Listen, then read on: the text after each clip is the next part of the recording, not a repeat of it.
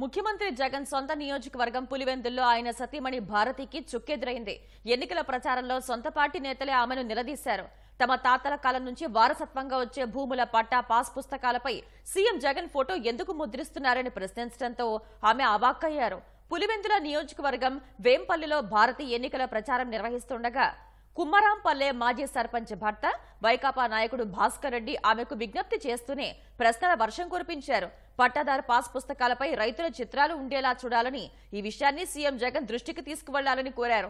CM Jagan ప్రతి సమావేశంలోనూ నా SC, నా బీసీ, నా మైనార్టీ అంటున్నారు తప్ప ఒక్కసారి కూడా నా రైతన్న అని అనటం లేదని భారతి వద్ద ఘాటుగా వ్యాఖ్యానించారు.